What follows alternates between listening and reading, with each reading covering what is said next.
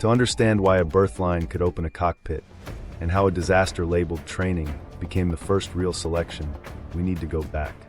The first time the gate flickered wasn't in a clinic, it was in a test that burned. The 1970s selection fires, a test disguised as disaster. 3 days after a memo-stamped wardroom, exploratory, circulates in a closed loop, an aerospace contractor in the 1970s opens the doors to what looks like a routine vestibular tolerance study. 7 volunteers, engineers, test pilots, 1 sonar officer on exchange, sign the standard waivers. The test bed is a centrifuge with an extra ring the paperwork calls a field modulator. The brief says nausea profiles, orientation loss, recovery curves. The floor smells like coolant and oil. Nothing about the room says history's about to blink. Stakes first. In that decade, spaceflight is a narrow aperture. Training weeds people for GS, not for fields. A future where a cockpit hums with a lattice that doesn't care about Newtonian comfort will punish the wrong nervous system. If a body can't hold coherence when the frame misbehaves, a ship and everyone near it pays. The test promises data. The truth is they're shopping for something else. People whose bodies refuse to let go when the world tilts past normal. And someone in the back of the room already knows what to call them. They just won't say it yet. Action. The first run is benign. Incremental spin, mild disorientation, standard saccades. The second introduces the modulator. The room's fluorescent buzz picks up a beat you feel in your molars. Subjects track a horizon line on a screen, while a tone sweeps low to high. For washout in 30 seconds, vomit bags, I flutter, heart rate spiking. Then the strange part. 7 subjects ride through a sequence the lead tech later calls impossible threshold. Their nystagmus cancels early. Their palms sweat, yes, but their heart rhythms settle. One hums a steady note under his breath and locks his gaze as if the room owes him a debt. A nurse writes coherent under field, in the margin where she should have written recovered. Minutes later, a blackout order. The supervisor's radio snaps tight, and base security stations at both doors. The printouts vanish into a gray envelope stamped with a Naval Audit Authority code. The clipboard with hand timings disappears into a briefcase you don't borrow pens from. One subject is told to sit tight for follow-on diagnostics. His wife calls at noon. The receptionist says he'll be late for dinner. He never returns to payroll. 2 weeks later, his family receives a national security letter reminding them of their non-disclosure obligations about aerospace medical participation. They don't even own a lawyer to ask what that means. Meanwhile, something else was happening in the language. A memo that shouldn't exist in this room references ASW in orbit. Anti-submarine warfare reimagined above the Kármán line. Sonar grammar grafted onto space. Another page ties space frame C to pilot phenotype alpha. Early DNA screen language hiding in technobabble. Maternal markers, vestibular resilience, cardiac steadiness under radiative load. Nobody in that hallway says mitochondria out loud, but the protocol writers behind the glass are already thinking about it. The maternal inheritance, the odd pockets of resilience some naval families show after exposure, the mtDNA studies trickling in that will later suggest differential radiation resilience. Impact. The test changes selection from performance to heredity. Up to that point, you picked pilots for what they could do under training. After that day, you pick them for what their bodies refuse to quit on when the field makes no sense. The 7 impossible threshold subjects become the seed list for follow-ups disguised as research grants and wellness checks. The centrifuge gets a quiet retrofit. The field modulator develops a maintenance log nobody can sign without a blue countersign. The contractor's accounts start reflecting maritime endowments that don't belong on an aerospace ledger. And in a footnote almost nobody reads, a nurse's observation, coherent under field, becomes doctrine. Here's where it turns from clinical to human. A brother flips open a lunch pail and finds a napkin with a phone number and the words, "Don't call." A wife gets a postcard from a coastal town they've never visited. No return address, just a date and a diner name. She goes. A man in uniform orders coffee, pays, and walks out. She waits an hour. The postcard burns a hole in her purse for years. Complications follow fast. 2 subjects fail a retest months later. Cardiac arrhythmias clustered right at the onset of the rotating field exposure. One collapses with a nosebleed while the examiner mutters, "We're done," and leaves the room. An off-books clinic opens near the test hub with a name that sounds like a rehab center, but bills as occupational medicine. The paper trail labels it reassignment. Families call it something else, vanishing. What nobody knew at the time was how the vocabulary would cross-pollinate. Alpha M leaves the test lab and shows up in procurement chatter. Space Frame C finds itself in a titanium order that overshoots shuttle needs by 23% and lands in a warehouse ledgered through a maritime trust. ASW in orbit appears in a training schedule inside an anti-sub school, as if someone were teaching two skies in one classroom. The centrifuge hum becomes a hangar whisper.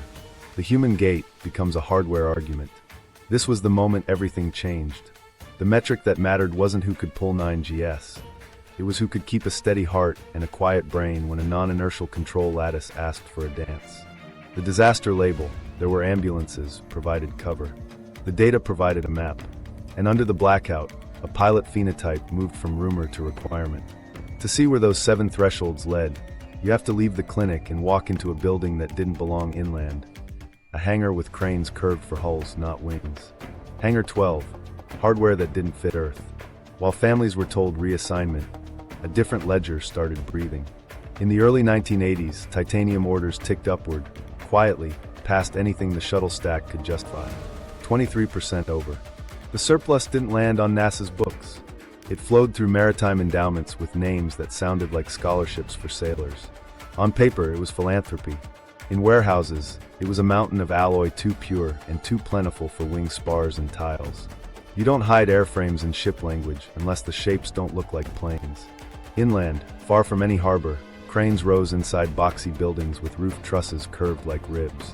The spec sheets called them ceiling gantries, but the clearances were wrong for tail fins.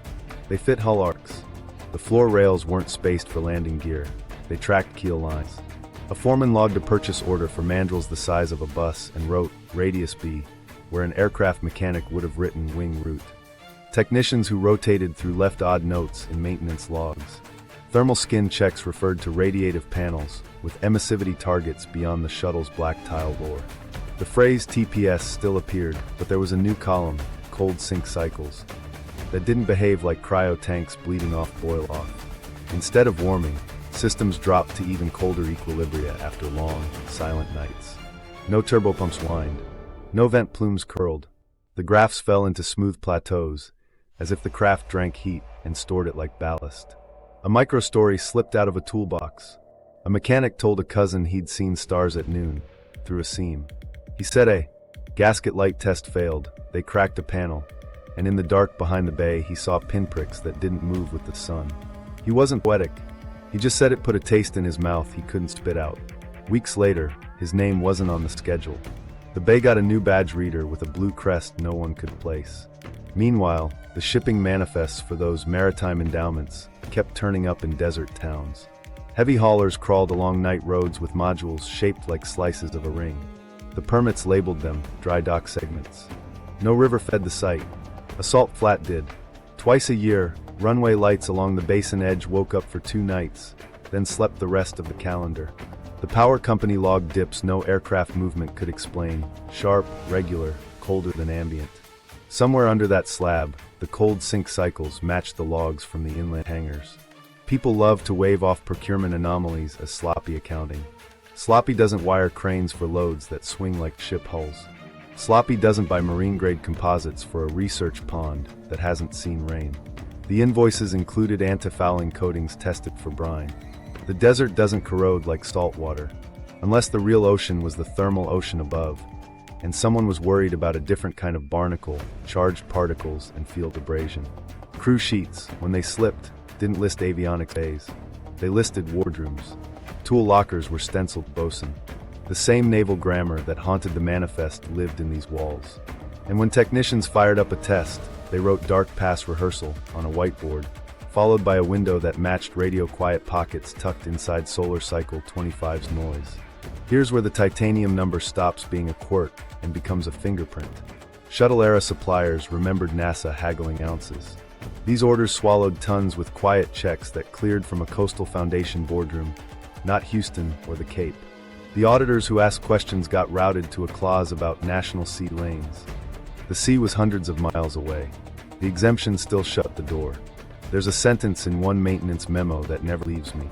Panel 7A shows stable emissivity across extended loiter. Recommend replacing edge seals before next dark pass. Extended loiter. Not re-entry. Not hypersonic test. Loiter. That word belongs to ships, to pickets that hold a line and wait for orders. Unknown to the welders, the math on the other side of the wall needed bodies that wouldn't lose rhythm when the lattice came up.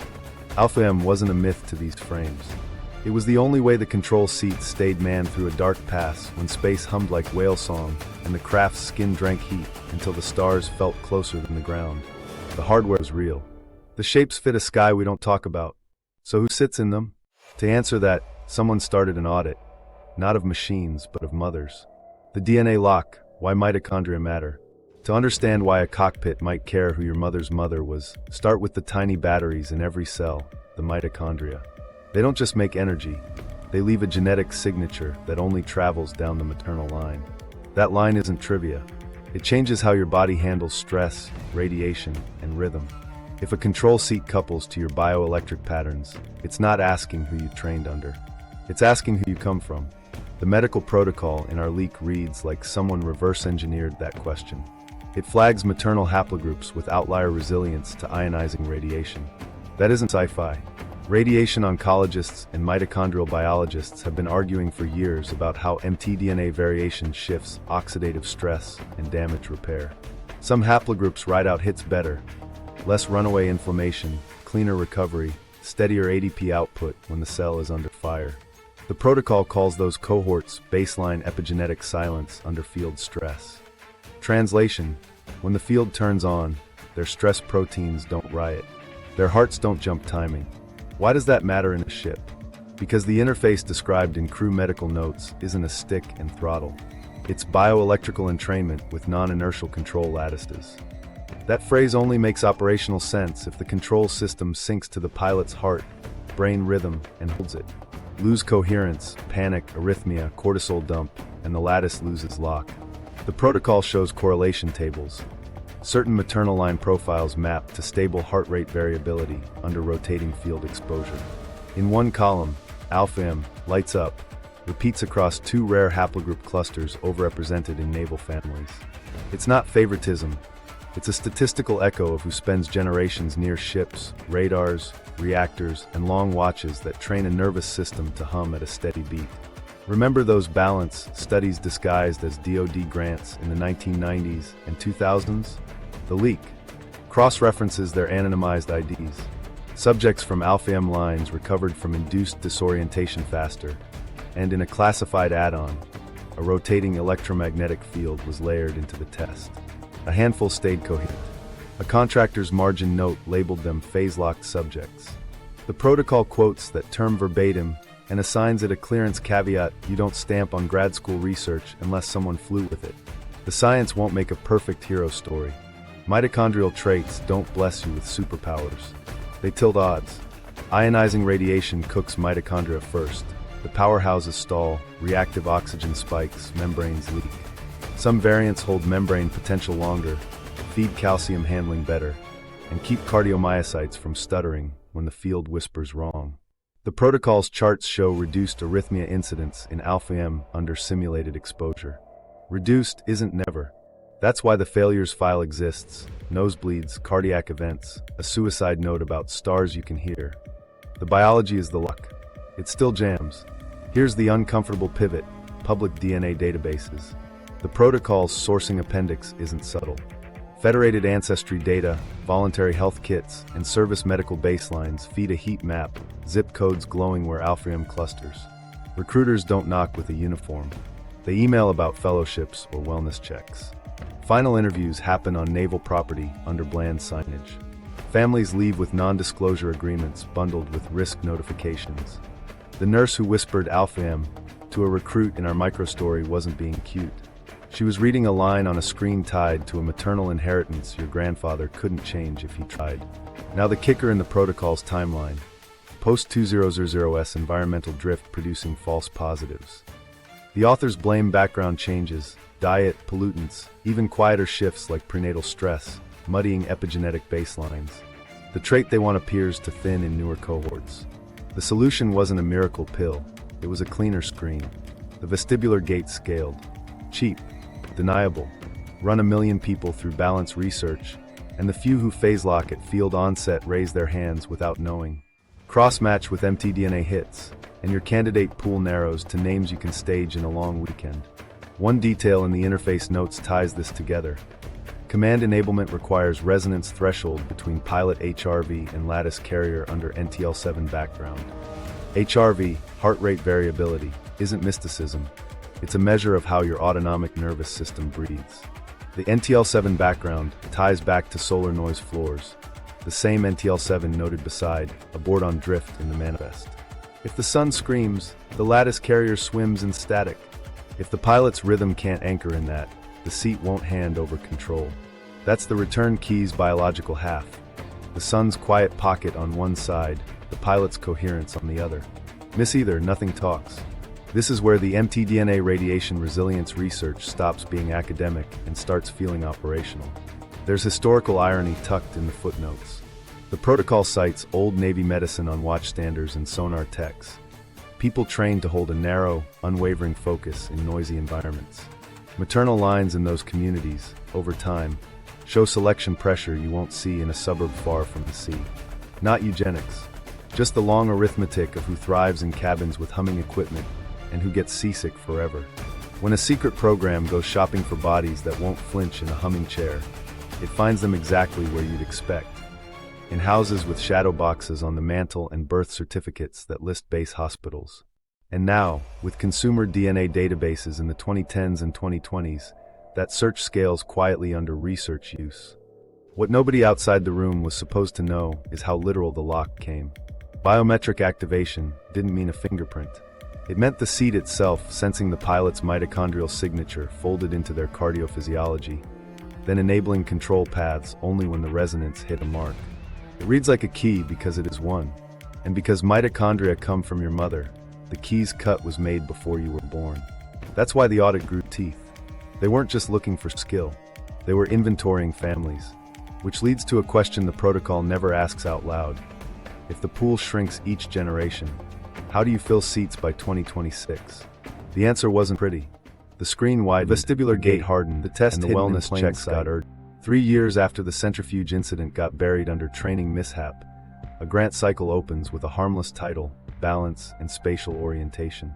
3 universities win slices, one on the coast with a Navy liaison, one in the plains with a biomedical engineering lab, and one that always seemed to host defense contractors at graduation.